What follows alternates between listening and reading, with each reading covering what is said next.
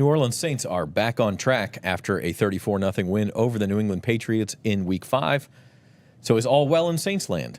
We'll discuss on this edition of the Saints Insider Podcast for Wednesday, October 11th. I'm Zach Ewing with Rod Walker, Luke Johnson, and Jeff Duncan. For those of you watching on YouTube, we switched things up. Luke was in that chair. He missed one show. We decided it worked better, Wally Pip, et cetera, et cetera. So this is where we're at. We're still brought to you by Bank Plus, though. We'd like you to know their banking decisions are actually made here in New Orleans by local bankers who know the community and take the time to know you. From small business to big business, home loans to bank anywhere technology, Bank Plus is here for New Orleans. Learn more at bankplus.net. Luke, are you and Jeff comfortable over there? I really don't like being this close to Jeff very often. Whenever we book our airline travel, he usually sits in the front. I sit in the back and try to stay as far away from each other. So I'm honestly not very comfortable with the setup, but I think we can get through the show. Does that have anything to do with Rod not wanting to sit next to me too? No comment. Maybe my legs. No, I think it was. I'm not sure. It was a management decision. We'll just put it like that, and we'll have no further comment on the matter. So, what we will comment on is the Saints 34-0 over the Patriots, and we talked about this last week, guys. They needed a win. It wasn't a must-win, but you can just tell the whole mood in the team kind of relaxed after not just a win, but really a convincing, cathartic blowout victory. I think so, and I think this is the thing they kept saying after the game was, this is who we are. This is who we thought we were. Not the team that got really run out of its own building against the Tampa Bay Buccaneers a week earlier. They thought they were a good team. They thought they were a team that is capable of dominating bad teams. I think it's pretty clear that New England is a bad team, but when you go up to that type of environment on the road, you want to be able to kind of put your foot down on the neck and win big. That's what they did. I think they are feeling a lot better about themselves now. That the key for them is, can they keep it going? That's really, we've seen these kind of one-off performances from last year. I mean, last year they killed the Raiders 24-0. I'm not even sure if they won the next week's game. So they got to keep it going here. They don't, obviously they're not going to shut out everybody every week. Rod wrote a great story in today's paper about how difficult shutouts are. But I think if they can keep playing sound football on the offensive end, we've seen time and time again this year their defense is good enough to beat anybody. Yeah, and I mean, we have to kind of slow down. It's one game. They're 3-2, but that's about where I think, Rod, we all expected them to be after 5 games. So they're kind of back on track, and now they can build from here. They are definitely back on track. And Luke mentioned it. I mean, this New England team, I thought was a really bad team. It was they were just hard to watch almost. And, once the Saints got up on them, when it was 7-0, I was thinking okay, that might be enough. Then when it was 14-0, I mean, they were just playing catch up the rest of the way, and there was just no shot that they were coming back, I didn't think. And that was a team that just, they're just not very good right now. And that's what the Saints needed. I mean, they needed a game like that, and they were able to get it. Yeah, and we'll return to your point about shutouts and 7-0 being it was enough. Can you imagine if the Saints had won 7-0 with just a defensive touchdown last week? No. The halls would have been burning. Everybody would have been still very, very pissed off. But Rod's right though. 7-0 after their second possession of the game, and you were like, I think I've seen enough. They're not going to do squat against this defense. They have a lot of problems up there in New England. Patriots got one field goal try, and it came because of a catch and penalty on the same play that I think gained them 37 yards, and the catch was questionable. It got upheld on review, and the penalty was questionable, and that was the only time they even got in field goal range. Yeah, look, I think it speaks to that performance speaks to a lot of things. Mainly, I think, focus and preparation. And I'm starting to wonder sometimes, and this is human nature, but we've talked about this on the pod before. They don't play as well at home. The Saints haven't. They haven't now for 2 years, and I think there might be just a little bit of a lackadaisical nature, maybe a little contentedness or feeling comfortable at home that they didn't have when they went on the road last week. I mean, we talked to players all last week, and that was the mantra from the coaching staff and Dennis Allen: focus on preparation, the attention to details, and it seemed like the leaders also took that stance, and it played out in the game. Now, can they, like Luke said, carry that over and maintain that level of preparation, that's the key. I mean, you can do it for 1 week. A lot of teams can do it.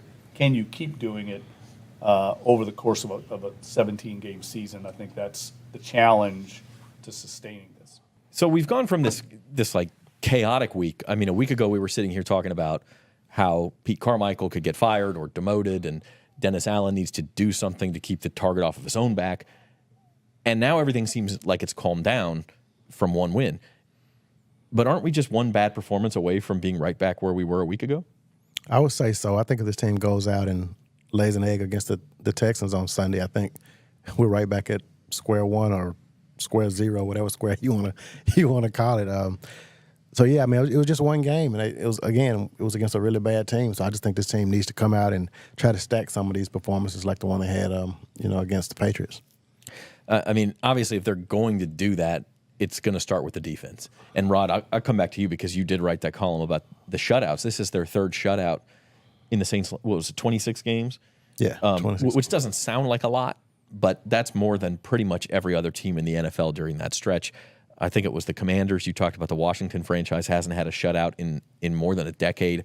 So 3 shutouts in 26 games is pretty phenomenal. Yeah. Actually, Washington goes back to 1991, which I think is one of the most absurd stats I've ever heard, that they haven't shut anybody out in such a long time. But shutouts in the NFL are hard to come by. And, Dennis Allen kind of mentioned it. You have to – not only do you have to be good, but you have to catch some breaks. And in this particular game, the Patriots missed a field goal that you talked about earlier. So, I mean, it takes a lot to shut a team out in the NFL.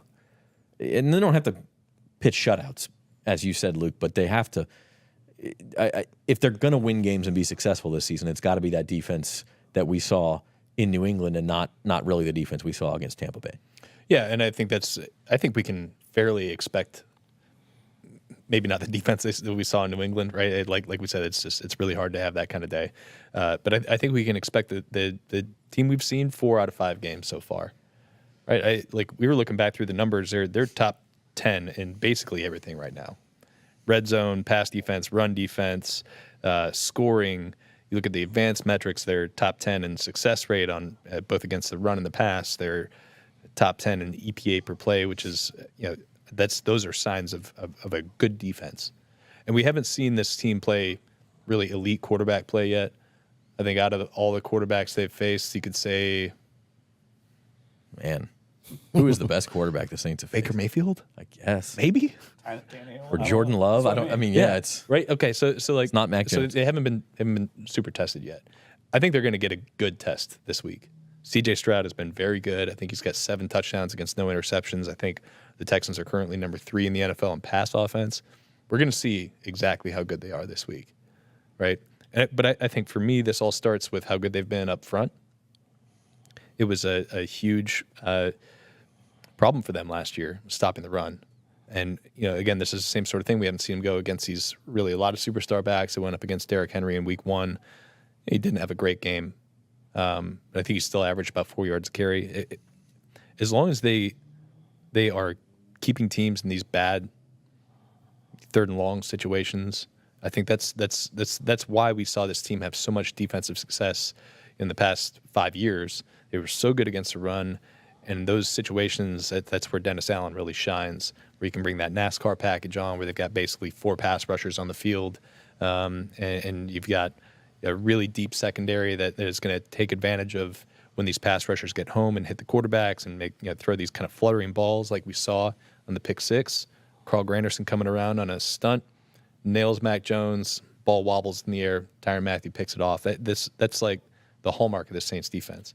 So I think we are going to be able to count on them to be very good. Now it's just a matter of if the offense can keep pace.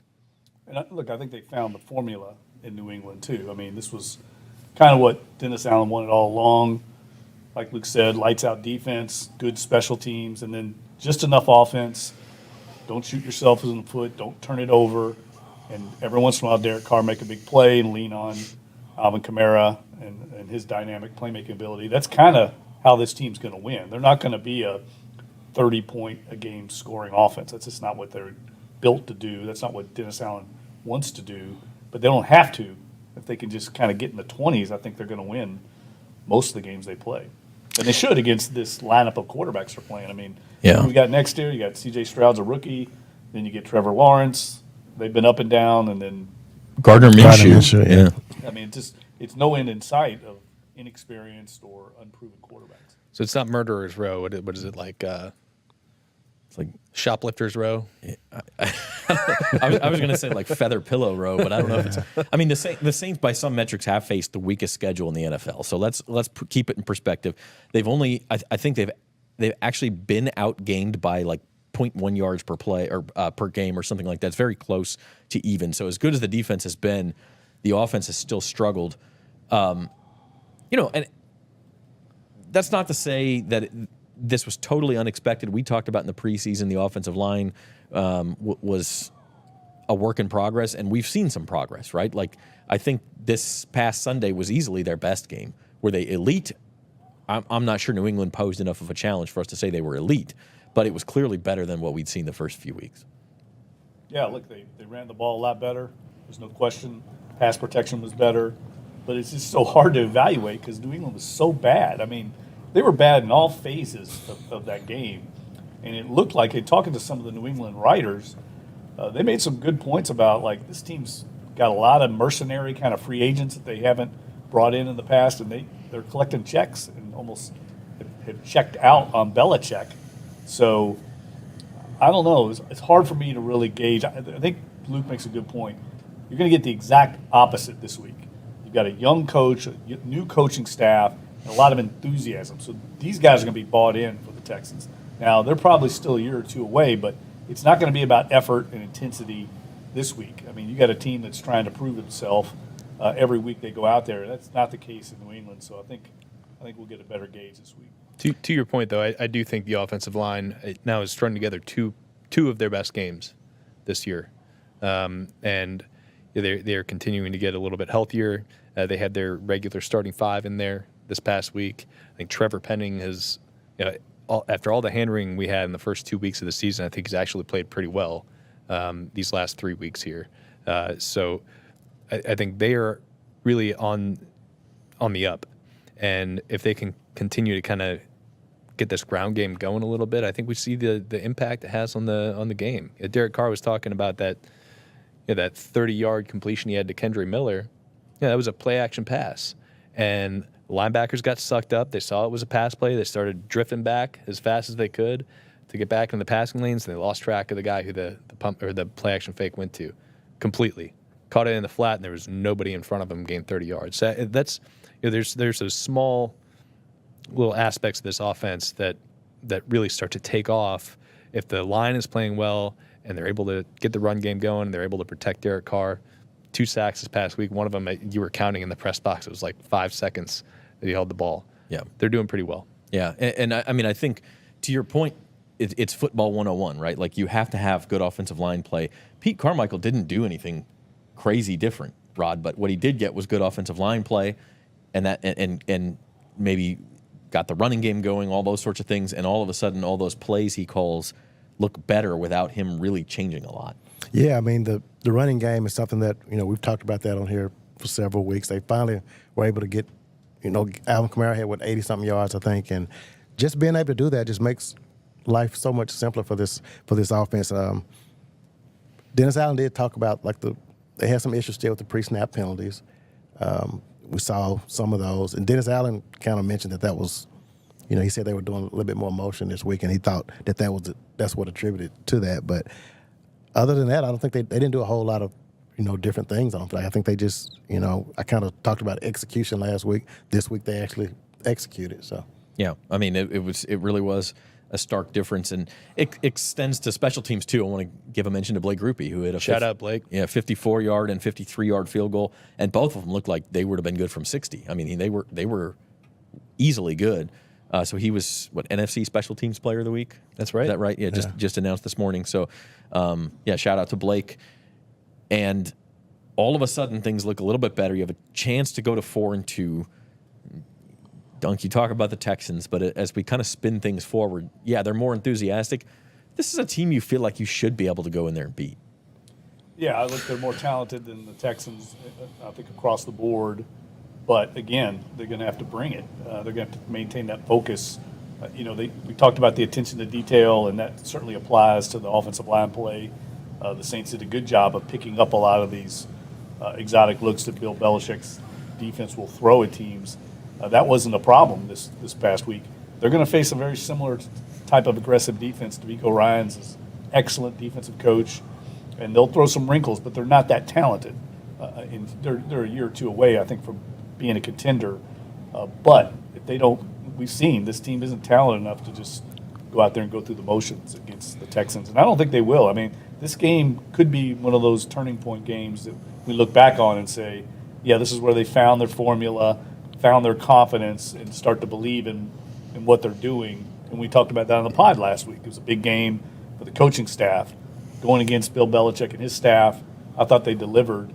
But again, I mean, they were just so bad. I mean, they were basically just kicking field goals, getting one first down because they had such a dominant field position edge in that game. I think D.A. talked about it on his coach's show this week. He said they had an average advantage in field position, starting field position, of 18 yards. That's insane. I mean, normally it's about 3 yards a good day. Yeah. So their difference where they started was 18. They were having to not put together very long drives offensively. They had 70 plays, which is a lot in a game. So you're going to amass some rushing yards when you have that many opportunities because the defense is just completely shutting down the Patriots' offense. So again, let's not get carried away, but certainly a confidence builder. Can they stack two good games together? That's all that matters out of this one. Like, can they take what happened last week and carry it over to this week and not fall back into what happened the week before? Yeah. And this is something we haven't seen out of this team really since probably the 2020 season. I guess maybe early in the 2021 season. So let's just see, can they do good things 2 weeks in a row? They have not been more than a game above 500 since the Halloween day where Jameis Winston gets hurt against the Bucs. I think they won that game to go to 5-2. Then they lost four straight, four or five in a row, yeah. And they have not been more than a game above 500 since then. So to your point, like you can't get ahead in this league just yo-yoing back and forth. You've got to put a couple together. So, Saints Insider Podcast is brought to you by Bank Plus. We will have a full preview of the Saints and Texans game in Friday's episode. So tune in for that. Same YouTube channels. Hit the like button, give us a thumbs up, subscribe to the channel if you have not already. And if you're listening on Apple Podcasts or Spotify, which you can do also, leave a 5-star review for us. And sign up for the Saints Insider newsletter. It's NOLA.com/Saints Insider. Join more than 30,000 subscribers who get our stuff in your email inbox for free every morning. All right, one more final thought as we go forward. Like I think I'd like to go back to the defense, guys. Marcus May comes back this week. Peyton Turner's still out. But other than that, this is a completely healthy, full unit. And we talked about from the beginning of the season, from the summer all the way back in July, we're talking like, hey, the Saints are due some positive regression in the injury department. Now here we are 5 weeks into the season, and I think it's fair to say that we've seen that, and now we get to see if this team can take off. Yeah, this is as healthy as we've seen this team in a long time. I mean, you look at those injury reports from last year. I mean, it's like every week it was just something. And, I mean, Luke just knocked on wood, and we'll probably go to practice today and get some unexpected. And no team ever goes through with no injuries. They had Paulson Adebo out a couple weeks. Did you get Jamal Williams back at practice this week, or they can at least, and then back in the games next week? But like, it's a pretty good spot for this team to be in looking forward if they can continue to build on last week. Yeah. Let's see if they can stay healthy, right? But if they can, like they have started so far. I mean, like, let's just be honest. They're 4 deep at pass rusher. They're 4 deep at defensive tackle. Linebacker's really the only position where they're not super deep, but that's because we haven't gotten a chance to see what DeMarco Jackson can do, or Nephi Sewell, or any of those guys they have in the back. And then the only spot where they've really been tested by injuries or suspension or whatever it is on defense this year is in the secondary. And we saw Ike Yadam go out there, play a couple of really good games. I think we've seen a lot of really positive things out of Jordan Howden, and he's going to continue to have a role even after Marcus May gets back. Lonnie Johnson, I thought, did some really nice things. They're really deep. And that depth, when you're healthy, is huge. It's not just to have guys like fill in. It is it is really important, especially on the defensive line when they can rotate guys in the way they have. It's a huge part of their defensive success. So let's see if they can keep that going, because I just think that they have a chance to be a really, really special unit on that side of the ball. Yeah, look, injuries are going to happen. They're going to have some guys go down. It's part of the game, but they're due some better luck. And there's no question that health, injury, whether you have a lot or not, that's like one of the most, if not the most important thing in the NFL, is like luck on injuries. I think the Eagles last year had one starter out in the Super Bowl from the start of the season. There's a reason that they went to the Super Bowl, because they were one of the healthiest teams. So if the Saints can continue this, I mean, they can't afford any more injuries to Derek Carr and things like that. But I think clearly they're healthier than most of the teams they're playing. Certainly was the case last week. Interesting spot for the team. I mean, it could easily be 4-1. You look at that game in Green Bay. If Derek doesn't get hurt, probably got to figure they almost finished the game out anyway. They have played a weak schedule. I still say 5 weeks into the season, we're not 100% sure of what we've got here with the Saints. I agree. And we're not going to be sure until we see this offense just string together some games where they're actually looking like they're playing up to their talent level. Yeah. Right. But to your point, Jeff, like this has been, you take advantage of the breaks you get. And they've had some injury breaks. They've had a weak schedule. Sounds a lot like the Eagles last year. And I'm not saying they're going to go to the Super Bowl, but that's how you win in the NFL, is you get those windows, you get those pockets where you can take advantage of a soft schedule or some injuries or lack thereof. And all of a sudden somebody looks up at the end of November and you're 8-2 and wondering how you got there. Yeah, I think back to that 2018 season where the Saints were clearly the best team in the NFC that year and stubbed their toe in the NFC Championship game against the Rams team that wasn't as good, and the Rams make it to the Super Bowl and really have a chance to win the Super Bowl that year, and they weren't that talented. So it can happen. Once you get in the postseason, and especially if you get a home game in the Superdome, the Saints could beat anybody in that environment. So, yeah, they've got to start.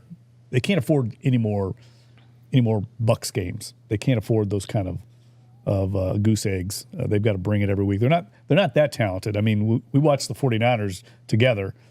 That's the best team in the NFL. I mean, I don't think they're in that class yet.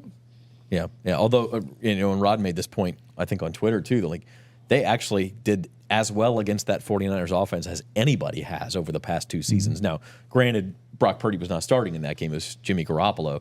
But even Jimmy G was showing more flash in that offense than he did against the Saints. So. Yeah, and that was a game, the Saints had on the third. That's a game that the Saints probably should have won. I mean, I think Kamara fumbled. I can't remember what all happened. Yeah, Kamara fumbled inside the 5. They had a pick 6 get overturned. They had a couple drops in the end zone, and they held San Francisco to 13 points. Yeah, and this is the 49ers team they're averaging like 20-something points a game. Winning about 20 points a game. Rolling teams, yeah. All right, so the Saints got to bring it every week. We bring it every Wednesday and Friday. We'll be back on Friday with the Saints Insider podcast right here, same YouTube and Facebook channels. Check us out then. By the way, next week we are moving on YouTube. If you're watching this on the main NOLA.com YouTube channel, we're moving everything over just to the Saints on NOLA.com YouTube channel. So hopefully that's not too confusing. We're going to drop something in the description of this video as well. But if you're not subscribed to that Saints on NOLA.com YouTube channel, now's the time to get over there, subscribe to it, get your notifications, and make sure that you are locked on to the Saints Insider podcast. So for Rod Walker, Luke Johnson, and Jeff Duncan, Amelia Cotton and Norman Bell are behind the glass for us. And we also appreciate Bank Plus, our sponsor for these weekly podcasts.